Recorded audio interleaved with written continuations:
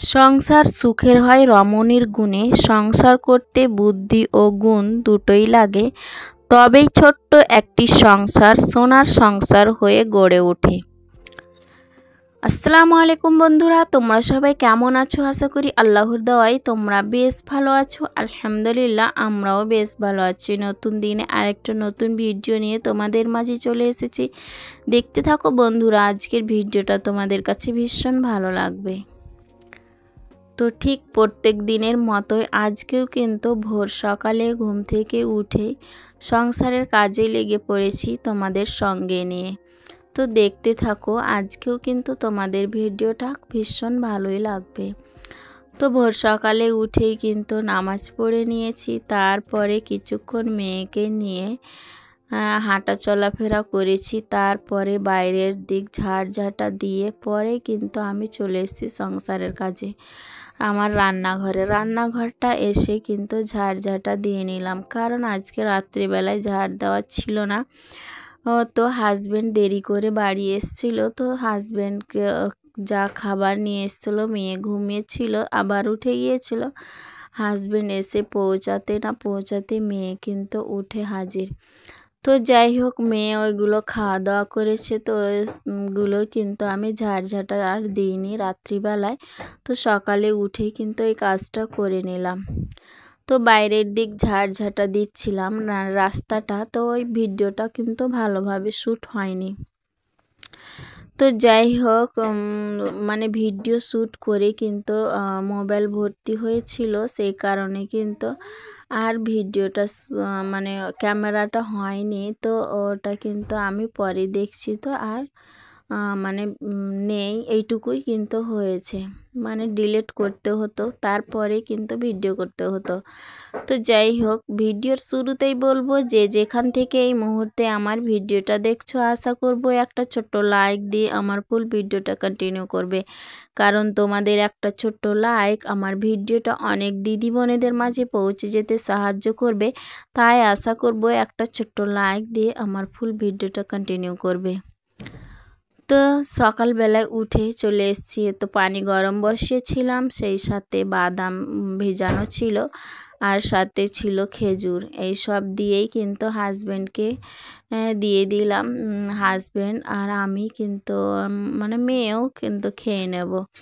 তো যাই হোক, ওই সব কিছু করে মানে বাসনগুলো কিন্তু জায়গার জিনিস জায়গায় রেখে দিয়েছে, ওইগুলো আর ভিডিও শ্যুট করিনি, অফ ক্যামেরায় করে নিয়েছি।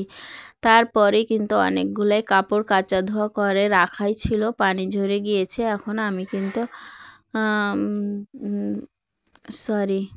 এখন আমি কিন্তু মেলে দিয়েছি। তো সকালবেলায় কিন্তু ঝিরিঝিরি বৃষ্টিও হয়েছে, আর মেঘলা মেঘলা হয়েছিল, আর এখন তো ভালোই রোদ দিয়েছিল। তো এই রোদে কিন্তু অর্ধেকটা জামা কাপড় কিন্তু শুকিয়ে গিয়েছে। তো যাই হোক, এখন আমি কিন্তু চলে যাব আমার বেডরুম গোছাতে। তো বেডরুমে এসে দেখো কাজে লেগেছি, তো অনেকগুলাই জামা কাপড় কিন্তু মানে ভাঁজ করতেছিল। তো তো যাই হোক, জামা কাপড়গুলো কিন্তু ভাঁজ করতে শুরু করেছি। তো সেই সঙ্গেই বলি যে সংসার সুখী হয় রমণীর গুণে, এই কথাটা কিন্তু সবাই বলে। তো সংসার সুখের হয় রমণীর গুণে, এই কথাটা কিন্তু সত্যি।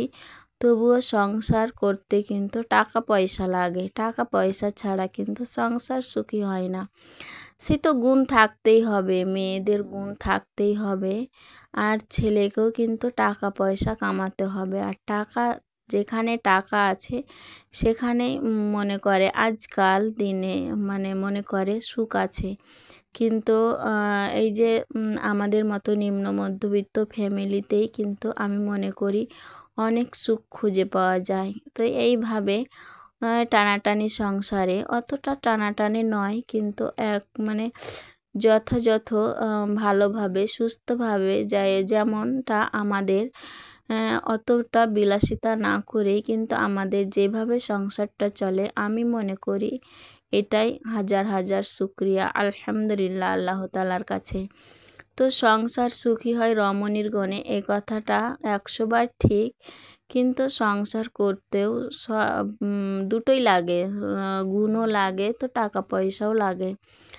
তো যাই হোক, মানে অত কিছু আমি তোমাদের বুঝিয়ে বলতে পারছি না, যেহেতু যতটুকু পারছি সেইভাবে বলছি।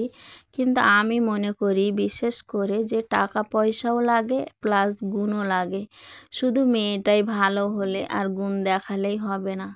তো টাকাও না থাকলে সব কিছুই ফাঁকা, সংসার সুখী হয়। তো টাকা পয়সাও লাগে, গুণও লাগে, দুটোই কিন্তু সমান পরিমাণে লাগে। তো যাই হোক, ওইভাবেই কিন্তু আমি কথাটা বলতে চাইছি। তো সংসার করতে তো গুণ তো লাগবে, গুণ তো যথেষ্ট থাকাটা একদম জরুরি। আর যদি ধরে নাও হাজবেন্ড টাকা কামায়, অনেক টাকা পয়সা জমায়, আর মেয়েটা যদি কিংবা স্ত্রী যদি সেই টাকা পয়সার কদর না বুঝে সেই অকারণে বিনা কারণে খরচ করে ফেলে, তো ওটাই কিন্তু বলতে পারো যে ওটা কিন্তু মেয়েদের গুণ নয়। তো মেয়েদের গুণ থাকতে হবে, মেয়েরাকে সব কিছু হিসাব করে চলতে হবে, কি কোনটা কখন কীভাবে দরকার। এই স্বামী স্ত্রী দুইজনের যদি মিল মহব্বত বেশি থাকে, দুইজন মিলেমিশে যদি কোনো একটা কাজের সিদ্ধান্ত নেই, তো আমি মনে করি ওটাই কিন্তু বরকতময়।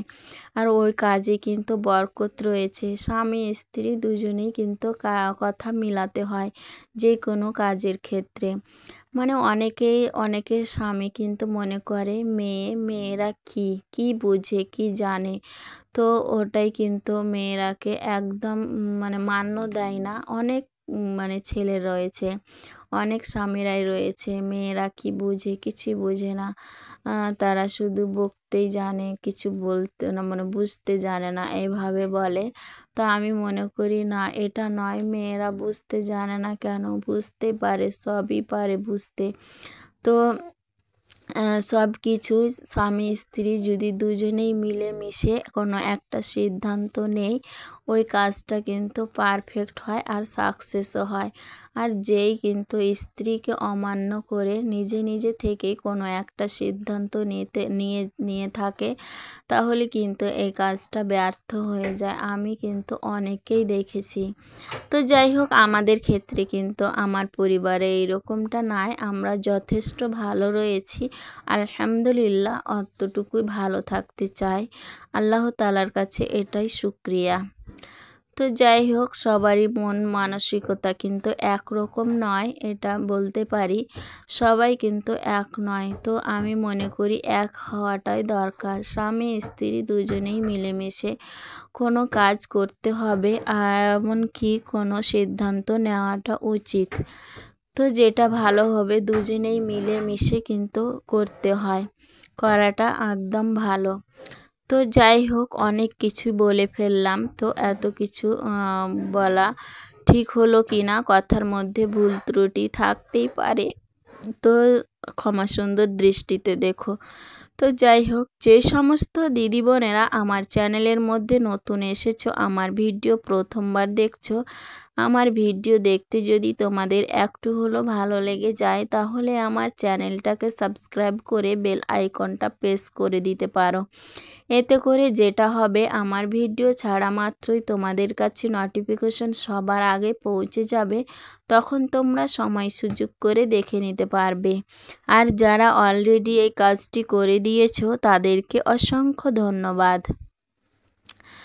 তো হ্যালো বন্ধুরা, সবাইকে কিন্তু আমি অনেক কিছু বলে ফেললাম। তো যাই হোক, বলার মধ্যে কিংবা কথার মধ্যে কোনো কাজের মধ্যে কোনো ভুল ত্রুটি হয়ে থাকলে তো সবাই ক্ষমা সুন্দর দৃষ্টিতে দেখো। একটা ছোট্ট বোন মনে করে কিন্তু আমাকে ক্ষমা করে দিও। তো তোমাদের সাথে কথা বলতে বলতে আমার অনেক কাজ করা হয়ে গেল, আমার ঘর গুছানো হয়ে গেল, বিছানা করা, ঝাড়ঝাঁটা সব কিছুই ঝাড়া, জামা কাপড় গুছিয়ে রাখা সব কিছু হয়ে গেল।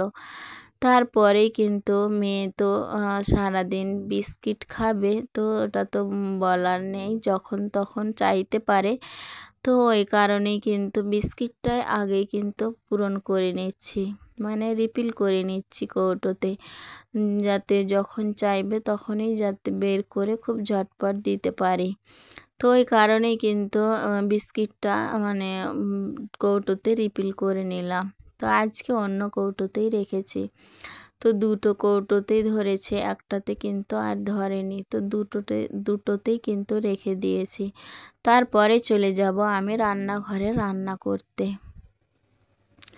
তো আজকে সেই রকম রান্নাবান্না ছিল না, কারণ কালকের মাছ ছিল আর আজকে সেই রকম রান্নাবান্না ছিল না। তো আজকে মূলা আর বেগুনের একটা তরকারি বানিয়ে নেব মাছ দিয়ে। তো এইভাবেই কিন্তু আজকে রান্নাবান্নাটা হয়েছে।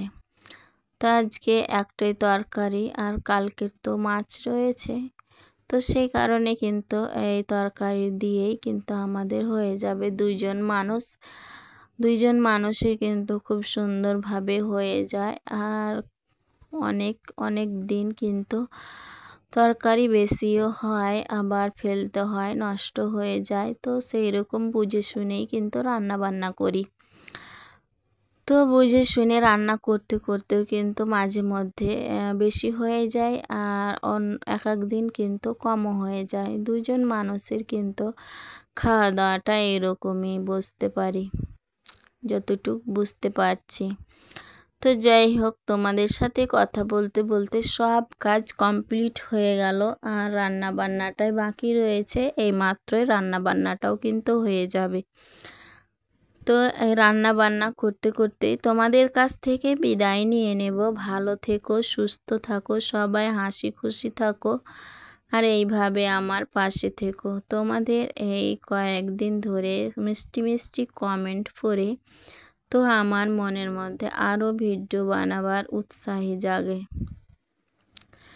তো যাই হোক, কিন্তু কালকে ভিডিও দিতে পারিনি, একটু অসুবিধাই ছিল।